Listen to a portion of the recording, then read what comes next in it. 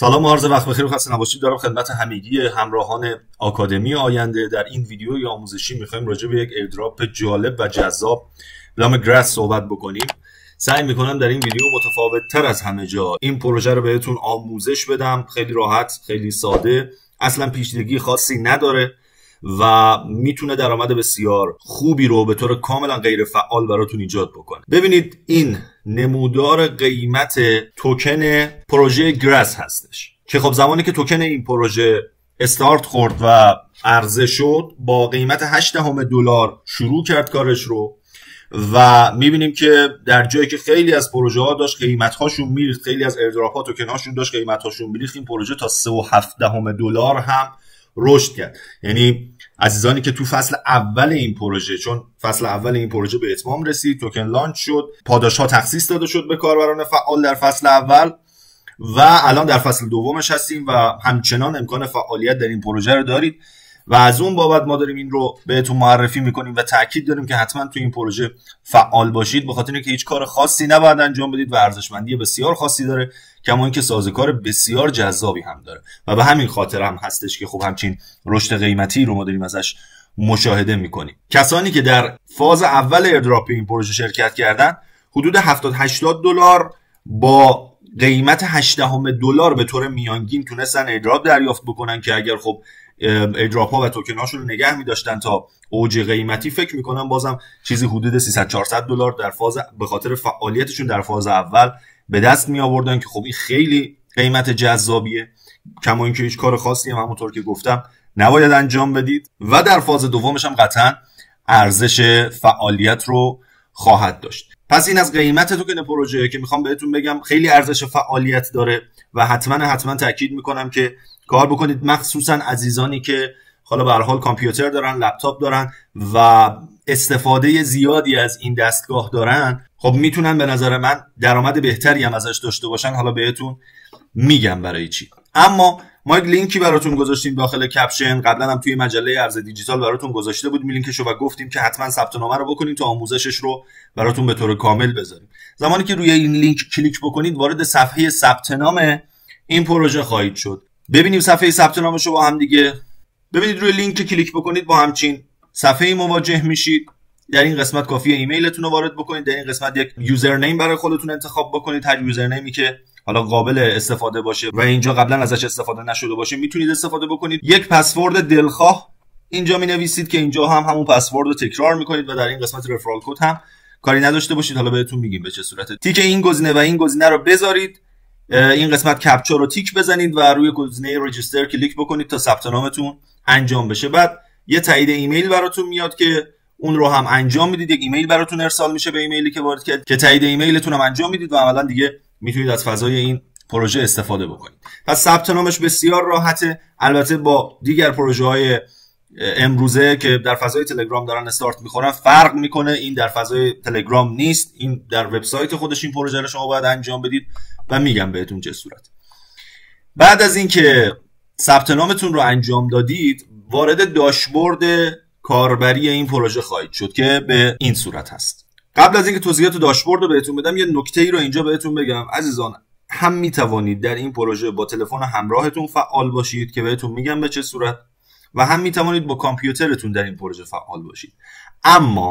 اما اگر از کامپیوتر استفاده بکنید، حالا چه لپتاپ چه پیسی فرقی نمیکنه، اگر از کامپیوتر استفاده بکنید میتونید کانکشن و اتصال بهتری رو در این پروژه داشته باشید، به سرورهای این پروژه داشته باشید. کار این پروژه چیه؟ میاد از پهنای باند مازاد شما، یعنی از اینترنت شما، از پهنای باند اینترنت شما برای تامین انرژی فرایندی که خودش داره استفاده میکنه و در ازای این پهنای باندی که داره از شما میگیره به شما از توکن های خودش پرداخت میکنه. اگر براتون سواله که آیا باعث افت کیفیت اینترنت ما میشه، ما دیگه نمیتونیم از اینترنت استفاده بکنیم یا حجم ما رو خیلی عجیب غریب مصرف میکنه، نه اصلا به این صورت نیست. شاید برای 1 ساعت فعال بودن در سرورهای این پروژه که اصلا کاری نداره به این که شما بیای این صفحه رو باز بذاری یا حتما نه، شما میتونی کار عادی خودت و کار روزمره رو انجام بدی، این هم به طور خودکار کار خودش رو انجام میده. شاید برای 1 ساعت فعال بودن در سرورهای این پروژه چیزی بین 50 تا 100 مگابایت از اینترنت شما مصرف بشه. البته ما اندازه‌گیری دقیقی بر این بابت نداشتیم، مثل حدودی دارم بهتون میگم. از طرفی هم مشکلی برای سرعت اینترنت تو ایجاد نمیشه، میتونید کارهای روزمره‌تون رو خیلی راحت انجام بدید. این از این نکته. پس اگر کامپیوتر داشته باشید میتونید بهتر توش فعالیت بکنید، ولی با تلفن همراهتون هم میشه که میگم به چه صورت. اما بعد از اینکه وارد فضای داشبورد این پروژه شدید، حالا اگر با موبایل برید که همین منوها، این آیکون ها رو دقت بکنید، این 3-4 تا آیکون رو در پایین تلفن همراهتون میبینید. اگر هم که با کامپیوتر مثل من وارد بشید که همچین فضایی رو قطعا مشاهده خواهید کرد. در قسمت ریوارد که من وارد بشم، اینجا در این منو شما باید ایمیلتون رو وریفای بکنید که یه ایمیل تاییدیه براتون ارسال میشه که بازش میکنید و روی لینکی که داخلش هست کلیک میکنید. ولتتون رو باید وریفای بکنید و ولتتون رو در ایمیلتون هم تایید بکنید که این هم براتون ایمیل ارسال میشه و کاراشو انجام میدید. لینک که هیچ کار خاصی هم نداره.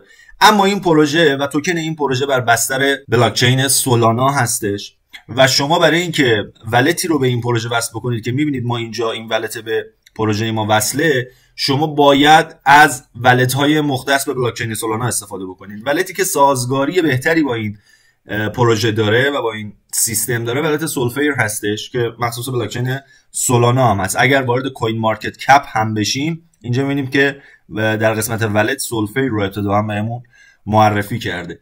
سولفیر رو بهتره که افزونش رو بر روی مرورگرتون نصب کنید. ببینید من الان افزونه ولت سولفیر رو بر روی مرورگرم نصب کردم. حالا ممکنه بعضی از دوستان بگن چطوری ما باید ولت سولفیر رو روی مرورگرمون نصب بکنیم؟ خیلی راحته.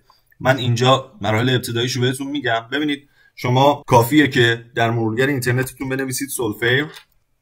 در این قسمت وارد سایت اصلی ولت سولفیر میشیم.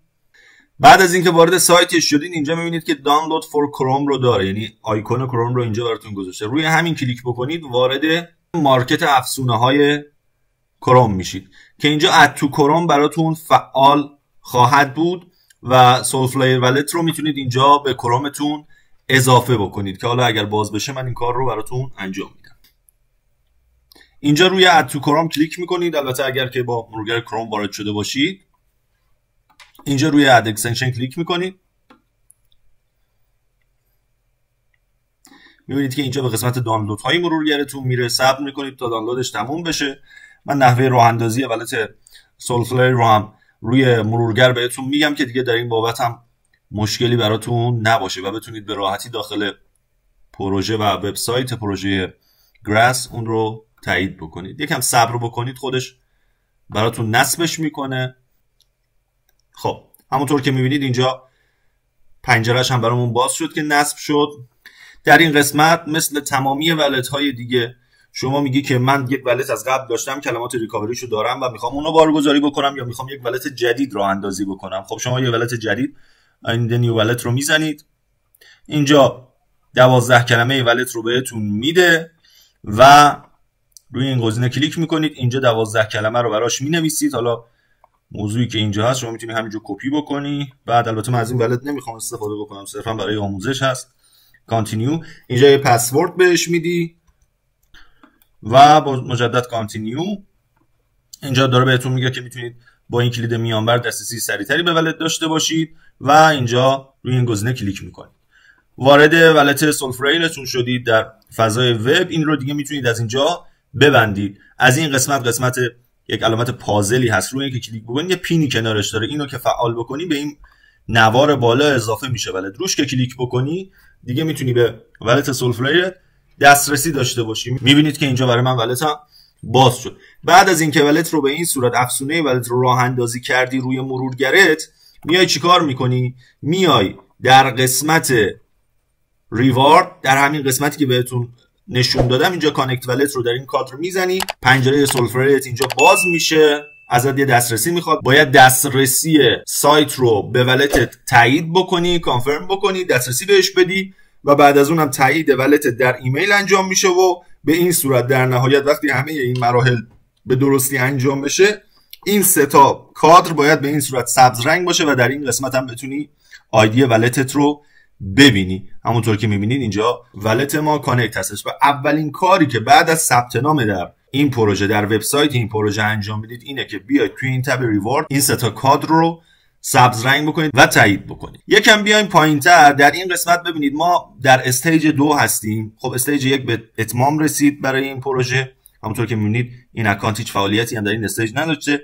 استیج 2 شروع شده و اگر که نگاه بکنید این استیج خودش باز پارت هایی داره، بخش هایی داره که ماه به ماه هستش. از 14 اکتبر فصل اول این استیج شروع شده تا 14 نوامبر. از 15 نوامبر بخش دوم و فصل دوم شروع شده تا 16 دسامبر. فصل اول این پروژه حدود 9 فصل یا بخش داشت اگر که اشتباه نکنم. پیش بینی میشه که این فصل و این فاز دوم هم به همین صورت باشه، 8-9 تا بخش داشته باشه، 8-9 ماه طول میکشه. درآمد این پروژه به طور آنی براتون واریز نمیشه، یعنی فکر نکنید که الان اگر فعالیت بکنید همون لحظه به ولتتون شارژ میشه و اینها، نه، باید این فصل به اتمام برسه و در نهایت حالا محاسباتی روی امتیازات انجام بشه و میزان توکن هایی که بر اساس فعالیتی که در این فصل داشتید بهتون تخصیص داده بشه. پس اینجا میتونید شرایط فازهای این پروژه که درش فعالید هم ببینید. یه نکته خیلی مهم در این پروژه هست اینه که نگاه کنید توتال آپ تایم داریم ما اینجا. برای اینکه یکی از پارامترهای مهم برای اینکه شما بتونید ایردراپ این پروژه رو دریافت بکنید اینه که حداقل 100 ساعت فعال بوده باشید، یعنی متصل بوده باشید به سرورهای این پروژه و 100 ساعت در اصل باید اون پهنای باندتون رو در اختیار این پروژه قرار داده باشید که میبینید ما توی بخش اول این فصل 16 ساعت و در این بخش 5 ساعت تا به حال فعال بودیم و اینطور هم نبوده که واقعا 16 ساعت نشستیم پای سیستم تا این فعال باشه، نه، ما داشتیم کارهای خودمون رو می‌کردیم. یه دفعه اومدیم دیدیم شده 16-17 ساعت مثلا برای فصل اول، یا برای فصل دومش هم همینطور. می‌بینید 5-6 ساعت 5 ساعت و 44 دقیقه تا الان اکتیو بوده و ما اصلا کار خاصی براش نکردیم، فقط سیستم رو روشن کردیم، کارامون رو کردیم، خودش کانکت شده و حالا این آپ تایم و این استخراج رو برای ما انجام داده. پس این نکته هم در نظر داشته باشید که اون 100 ساعت خیلی مهمه، حداقل 100 ساعت، و حالا اینکه چطور باید فعالیت بکنید و فعال باشید داخلش رو بهتون خواهم گفت. پس این از این بخش ریوارد که بسیار بسیار بخش مهمیه. این کادر رو هم می‌بینید که برای کلیمینگ ریوارد، برای کسانی که تو فصل اولش فعال بودن و میتونن اینجا برن حالا طی پروسه امتیازی رو که بابت فعالیت در فصل اول به دست آوردن و برداشت بکنن. یه بخش دیگه داریم اینجا رفرال پروگرام. ببینید شما میتونید با زیر مجموعه گیری بخشی از امتیازاتی که زیر مجموعه هاتون دریافت میکنن رو کسب بکنید، نه اینکه از اونها کسر بشه، به شما پرداخت میشه. بخشی از امتیازات اونها به شما هم پرداخت میشه. 3 لایه برای زیر مجموعه گیری این پروژه در نظر گرفته. لایه اول 20%، لایه دوم 10% و لایه سوم 5% از امتیازات اونها رو به شما پرداخت میکنه. باز هم میگم به این معنا نیست که از امتیازات اونها کم میکنه، نه. کسانی که شما در لایه اول، یعنی خودتون مستقیما دارن با لینک رفرال خودتون، شما رو همین گزینه سبز رنگ کلیک بکنید لینک رفرالتون برای این پروژه کپی میشه. کسانی که با لینک مستقیم رفرال شما در این پروژه ثبت نام بکنن 20% از درآمد اونها، 20% از امتیازات اونها محاسبه شده و به شما پرداخت میشه به میزان 20% از امتیازات این افرادی که زیر مجموعه شما هستن. باز هم میگم از اونها چیزی که هست نمیشه، امتیازات اونها 20%ش محاسبه میشه و به شما پرداخت میشه. اگر زیر مجموعه های شما زیر مجموعه گیری بکنن 10% از امتیازاتی که زیر مجموعه های شما در لایه دوم کسب کردن رو باز محاسبه میکنه و به شما پرداخت میکنه. و اگر زیر مجموعه های شما باز هم زیر مجموعه گیری بکنن در لایه سوم، یعنی میشه سومین لایه زیر مجموعه، بیان باز رفرال گیری بکنن، بیان زیر مجموعه گیری بکنن، 5% از امتیازات اونها رو محاسبه میکنه و به شما میده. اما به یک شرط، باید زیر مجموعه های شما اگر بخواد این امتیازشون بهتون پرداخت بشه حداقل 100 ساعت رو فعال بوده باشن، در اون صورت محاسبه میشه و به شما پرداخت میشه. پس این شرط 100 ساعت بسیار مهمه، چون گفتیم یکی از پارامترهای مهم در دریافت ایردراپ این پروژه همون 100 ساعته، حالا چه برای شما چه برای زیر مجموعه های شما، اون 100 ساعت رو باید داشته باشن. پس این هم بخش رفرال گیریش که حالا در کنار اون امتیازاتی که محاسبه میشه و بهتون پرداخت میشه، در قالب این مراحلی که اینجا میبینید یه سری امتیاز هم بابت زیر مجموعه گیری به شما پرداخت میکنه در این بخش. اما بخش اصلی و اساسی که ما باش کار داریم بخش استوره، یعنی اینکه بخوایم ما این رو فعال بکنیم دیگه روی سیستممون یا روی گوشیمون، بخوایم فعالش بکنیم که دیگه استخراج رو برای ما شروع بکنه. در این بخش ما 2 تا برنامه داریم که میتونیم از اونها استفاده بکنیم برای جمع‌آوری امتیاز. یکی برنامه دسکتاپ این پروژه هستش، اپ دسکتاپ این پروژه هستش که میبینید ریواردش 2x، یعنی 2 برابر به شما امتیاز میده، و یکی افزونه مرورگرش که ریواردش 1x، اگر روش نگاه دارید نوشته، یعنی نصف اپلیکیشن دسکتاپیش به شما امتیاز میده. حالا شما میتونی یا از افزونه کرومش استفاده بکنی یا از اپلیکیشن کامپیوترش. البته این تجربه است، شاید برای من این اتفاق افتاد، ممکنه برای شما متفاوت بشه، به همین خاطر پیشنهاد میکنم هر جفتش رو نصب بکنید. من هر جفتش رو نصب کردم و این رو دیدم. نصب اپلیکیشن ویندوزش هم خیلی راحته، مثل تمام برنامه‌ها و نرم افزارهای دیگه دانلودش میکنید، روش که کلیک بکنید چند تا نکست میذارید، نصبش به اتمام میرسه. فضای اپلیکیشن دسکتاپش هم هیچ فرقی با فضای افزونه کرومش نمیکنه که حالا بهتون نشون میدم، دقیقاً همون شکله، فقط در قالب یک برنامه روی کامپیوترتون اجرا میشه اپلیکیشن دسکتاپیش.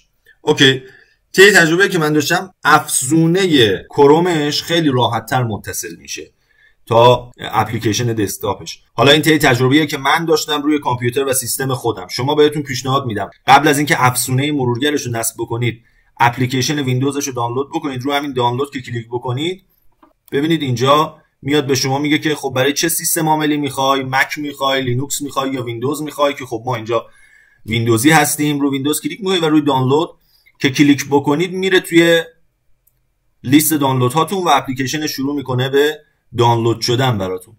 بعد از اینکه اپلیکیشنش رو دانلود کردید، اینجا خودش باز دوباره میاد به شما یه راهنما میده که در این تب ویندوز میاد بهتون میگه که خب اپلیکیشنی که دانلود کردی روش میای کلیک میکنی، اینجا نکست میزنی، اینجا I agree میکنی و تمام، نصب برای شما انجام میشه و دقیقاً با یک پنجره‌ای دقیقاً مثل این مواجه میشید. یعنی اپلیکیشنش که روی دسکتاپتون کلیک بکنید باز بکنید، یه پنجره دقیقاً به این شکل براتون میاره. حالا این الان افزونه من، ببینید طی همین مدتی که ما داشتیم با هم دیگه صحبت میکردیم، من اصلا نرفته بودم اینو کلیک بکنم و خودش به طور اتوماتیک کانکت شده. کوالیتی نتورک یا کیفیت کانکشنش هم 75% که این اوکیه، یعنی 75% به بالا اگه باشه کانکشن شما خوبه. اینجا میمیسه گراس is connected و شروع میکنه به استخراج امتیاز برای شما، که البته این 61 و 50 که اینجا میبینید به این معنا نیست که 61 عدد از توکن های گراس رو ما امروز استخراج کردیم. این در نهایت در بحث ایردراپش دوباره محاسباتی روش انجام میشه و به نسبت حالا اون استخراجی که در این فاز انجام شده تعدادی توکن به شما تعلق میگیره که حالا این برنامه تخصیص توکنش در این فاز هنوز مشخص نیست، اطلاعاتی ازش ندارم. ولی طی همین چند دقیقه‌ای که ما داشتیم از سیستم استفاده می‌کردیم، این استخراج برای ما به راحتی انجام شد و عملاً ما هیچ کاری نکردیم، یعنی داشتیم کار خودمون رو انجام میدادیم و این هم برای ما داشت امتیاز استخراج می‌کرد. پس اول اپلیکیشن ویندوزش رو شما نصب بکنید، ببینید اگر کانکت شد مثل اینجا، ببینید تونستید به راحتی کانکتش بکنید، کانکت شد و کارو برای شما داشت انجام میداد، اوکی. اگه دیدید نه کانکشن با اپلیکیشن ویندوز مشکل داره، دیگه میایید چیکار میکنید؟ شما میایید دوباره تو همین قسمت استور داشبورد گراس، در اینجا روی کروم کلیک میکنی. روی کروم که کلیک کنی دوباره وارد مارکت افزونه های کروم میشی و اینجا اد تو کروم رو میزنی، دقیقاً مثل همون ولیتی که نصب کردیم دوباره اد تو کروم رو میزنی، اینجا میره برای دانلود میکنه و دقیقاً یک پنجره‌ای مثل این به بالای کروم شما اضافه میشه. البته حتما ابتدا هم بیاید توی این قسمت پازل و پینش رو بذارید که بیاد این بالا بهتون نمایش بده، وگرنه توی این لیست افزونه هاتون در این قسمت پازل هستش. و این برنامه به طور کامل و روی مرورگر کروم شما نصب میشه. نحوه اتصالش هم خیلی راحته، شما فقط کافیه روی این گزینه وسط کلیک بکنید تا گراس is connected رو مشاهده بکنید. اما کانکت شدنش یکی از مسائلیه که خیلی از کاربران باهاش مشکل دارن، یعنی کیفیت اینترنت شما، آی پی اینترنت شما، اینا همه میتونه تاثیرگذار باشه و کانکشن این اپلیکیشن به سرورهاش. باز هم تجربه‌ای که خودم داشتم، من با آی پی ایران بدون فیلتر شکن خیلی راحت تر وصل میشدم، یا اگر فیلتر شکن هم وصل میکردم با پروتکل استانل خیلی راحت تر وصل میشدم. مثلا با پروتکل سیسکو نمیتونستم به راحتی وصل بشم، ولی با پروتکل استانل وصل میشدم. با آی پی ایران و بدون استفاده از فیلتر شکن وصل میشدم. چون همین الان هم که ما داریم با هم دیگه صحبت میکنیم، من اگه فیلتر شکنمو به شما نشون بدم، اینجا میبینید که فیلتر شکن من متصل نیست و به راحتی دارم سایتش رو باز میکنم و به بخش‌های مختلفش میرم. پس سایت فیلتر نیست و برای استخراج این امتیازات هم در اپلیکیشنش نیازی به فیلتر شکن ندارید.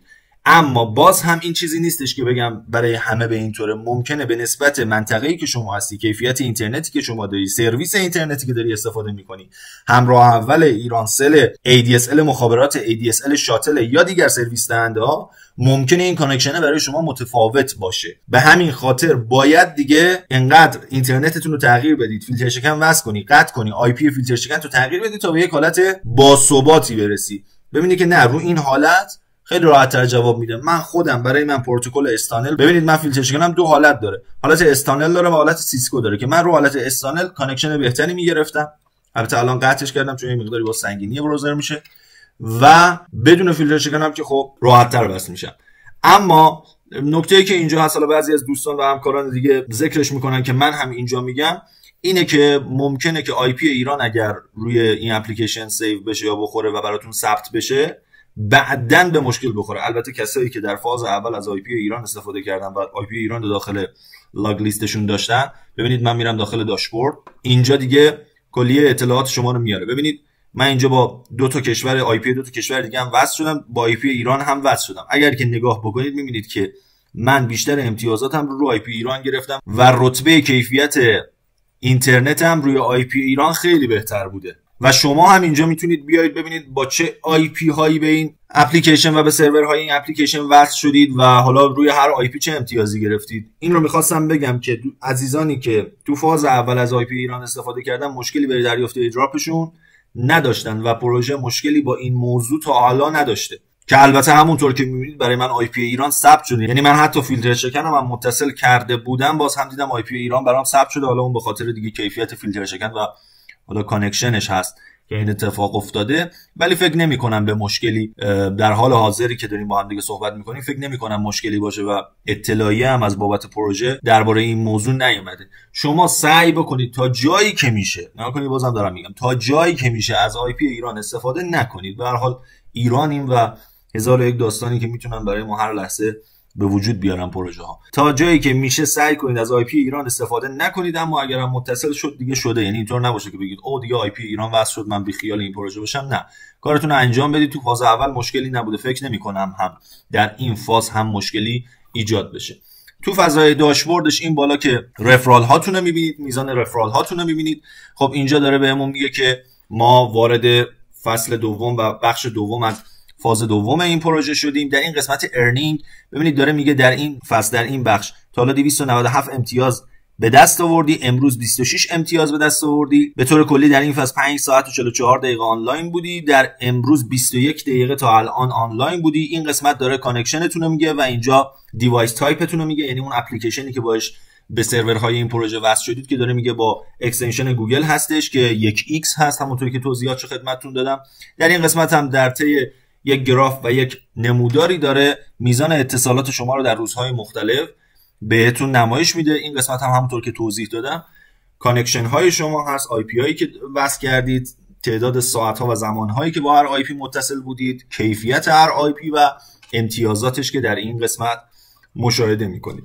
کلیه برنامه این پروژه به این صورت دوستان. پس هیچ کار عجیب غریب و سختی نباید انجام بدید. شما صرفا ثبت نام میکنی داخل سایت، میای تو این منوی ریوارد، ایمیل تو تایید میکنی، ولت تو نصب میکنی و تایید میکنی. بعدش میای تو این قسمت استور، اون برنامه مورد نظر تو برای شروع استخراج دانلود و نصب میکنی. حالا چه اپلیکیشن دسکتاپیش باشه که برای هر سیستم عاملی موجود هست، چه افزونه کرومش باشه که هر دو رو بهتون توضیح دادم. و بعد از اون هم با کلیک روی این دایره وسط کانکشن شما انجام میشه. ببینید الان طی همین چند دقیقه‌ای که ویدیو رفت جلو و داشتیم با هم دیگه صحبت می‌کردیم، امتیاز من بیشتر شد و 72 هم رسیدم. یعنی خودش داره به طور اتوماتیک حتی الان که آی پی ایران هستیم داره برای ما این استخراج رو انجام میده. نتورک کوالیتیتون مهمه دوستان، نتورک کوالیتی باید 75 به بالا باشه. در این صورتی که میتونید یک امتیاز خوبی از این برنامه دریافت بکنید. اگه نتورک کوالیتیتون خرابه، اگه با آی پی وصل شدید که میبینید این کات قرمز رنگ هست و نتورک کوالیتیتون پایینه، باید تغییرش بدید، اینترنتتون رو تغییر بدید، آی پی تون رو تغییر بدید. خیلی دردسر خاصی نداره.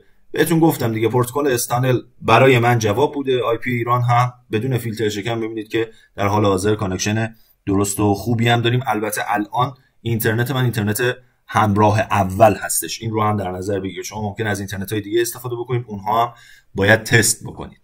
پس به همین سادگی شما میتونی شروع بکنی استخراج این پروژه رو. حالا دوستانی که کامپیوتر ندارن میگن آقا ما میخوایم روی گوشی این کار رو انجام بدید. دوستان اگر خواستید روی گوشی انجام بدید از مرورگر کروم گوشی نمیتونید این کار رو انجام بدید. توی گوگل پلی یا اپ استورتون، البته اگر اپ استور داره این نرم افزار رو، اطلاع دقیقی ندارم، مرورگر کیوی رو نصب بکنید. KIWI. ببینید من اینجا بهتون نشون بدم. کیوی براوزر به این شکل هستش. این رو روی تلفن همراهتون نصب بکنید و دقیقاً همین برنامه‌ها و همین کارهایی که بهتون گفتم رو انجام بدید. اینجا دیگه تفاوت اصلی که این کیوی براوزر با کروم در مثلا تلفن‌های همراه داره، مرورگر کروم روی تلفن‌های همراه داره، اینه که قابلیت نصب افزونه داره. این رو شما نصبش می‌کنی، دقیقاً همین مواردی که بهت گفتم داخل ویدیو رو انجام میدی روی تلفن همراهت. فقط دیگه زمانی که می‌خواستی اپلیکیشنش رو برای استخراج نصب بکنی، باید چی رو نصب بکنی؟ باید افزونه گراس رو بر روی کیوی براوزر نصب بکنی. پس دیگه نمیتونی اپلیکیشن دسکتاپ رو طبیعتا نصب بکنی، افزونه‌شو نصب می‌کنی و همون موارد استخراجی رو انجام میدی. حالا برای اینکه دیگه بدونید داره این استخراج انجام میشه، روزی چند بار یک نگاهی به کیوی براوزرتون بندازید، اون کانکشن افزونه‌تون بندازید، یک کات میزنید. من این رو روی تلفن همراه هم بهتون نشون میدم که دیگه کامل متوجه بشید به چه صورت هست بحث کیوی براوزر. خب ببینید این الان فضای کیوی براوزر داخل تلفن همراه هستش. خیلی راحت شما الان سایت رو من با براوزر تلفن همراه همینی کیوی براوزر باز کردم. همونطور که می‌بینید این منو رو ما الان پایین صفحه داریم. شما کافیه که بیاید توی این قسمت اپلیکیشن هاش و افزونه این برنامه رو، افزونه گراس رو بر روی کیوی براوزرت نصب بکنی. حالا بعضی از دوستان با مشکل می‌خورن آقا ما این افزونه رو رفت داخل مارکت نصب افزونه و ما این رو نصب کردیم، کجا رفت؟ شما توی این تبا میتونید افزونه رو پیدا بکنید. یعنی تبای بالا روش که کلیک بکنید افزونه رو میبینید که ما اینجا داریم. روش که کلیک بکنید بالاش میبینید نوشته گراس اکستنشن. این افزونه است که میبینید اینجا هم به درستی متصل هست. شما برای اینکه دیگه مطمئن باشه اینم داره کار میکنه، روزی چند بار یک سری بزن باز کن کیوی براوزر تو ببین اینجا کانکتد هست یا خیر. البته باز هم میگم روی کامپیوتر ما پایداری بهتری توی اتصال به سرورهای گراس داشتیم. یه نکته راجع به توکنومیکس این پروژه در فاز دوم بگم. این پروژه اعلام کرده بود که 30% از کل توکن های پروژه رو میخواد به فعالین کامیونیتی و کاربرانی که دارن حالا پهنای باندشون رو در اختیار پروژه قرار میدن و در این اپلیکیشن فعال هستن پرداخت بکنه. در فاز اول 10% رو پرداخت کرد. راجع به فاز دوم و فازی که در حال حاضر داخلش هستیم هنوز صحبتی نشده، اما شایعه هایی هست بر این بابت که احتمالاً به اندازه فصل اول ایردراپ انجام خواهد داد در فصل دوم هم یا حتی بیشتر. پس قطعا ارزش داره که داخلش فعال باشید. یه نکته خیلی مهم دیگه هم بهتون بگم، به هیچ عنوان با یک اینترنت و یک دستگاه چند تا اکانت با چند تا ایمیل مختلف نسازید. بگید خب حالا مثلا من چند تا اکانت داشته باشم که بیشتر استخراج انجام بدم. تمامی اکانت ها رو بلاک میکنه. یعنی چیزی که خودش اعلام کرده تشخیص میده و بلاکشون میکنه. به هیچ عنوان این کارو انجام ندید. یعنی حتی اگر کسی بیاد با یک اینترنت و دو دستگاه، یعنی دو تا دستگاه مختلف داره، بیاد روی هر دستگاه یک اکانت بسازه و به یک اینترنت وصل بکنه، پاداش در نهایت بین این دو دستگاه تقسیم میشه. میزان توکن هایی که اینا جمع کردن پاداشش بین اینا تقسیم میشه. پس این کار رو نکنید. بهترین حالتش اینه که یک اینترنت و یک اکانت. اگر کسی میخواد اکانت دیگه ای داشته باشه باید به یک اینترنت دیگه و به یک آی پی دیگه وصل بشه که مشکلی براش ایجاد نشه. این کار خودتون رو پیچیده نکنید. اینجا چند اکانت نباشید، با یک اکانت وصل بشید به سرورها. سعی بکنید روزی چند ساعتی رو حواستون باشه که این کانکشن متصل باشه و استخراجتون رو انجام بدید. قطعا میتونه یکی از پروژه هایی باشه که درآمد غیر فعال بسیار خوبی رو براتون ایجاد بکنه، چون ایده قشنگیه، ایده خوبیه و قیمت مارکت و استقبال جامعه هم از این پروژه کاملا نشون داده که کاملا جواب بوده ایده‌ای که اینها مطرح کردن. امیدوارم این آموزش براتون مفید و کافی بوده باشه. میدونم ممکنه بعضی جاها براتون سوال ایجاد شده باشه. حتما توی کامنت ها در هر شبکه اجتماعی که ما رو مشاهده میکنید ازمون بپرسید. توی کانال مجله حتما دنبالمون بکنید، اونجا تو گروهش بیشتر با هم دیگه تعامل داریم و انشالله که بتونیم همه ما یک اکانت فعال خوب گراس رو داشته باشیم که یک درآمد بسیار خوبی هم در انتهای این فصلش و این فازش عایدمون بشه. روز و روزگار خوش. خدا نگهدار.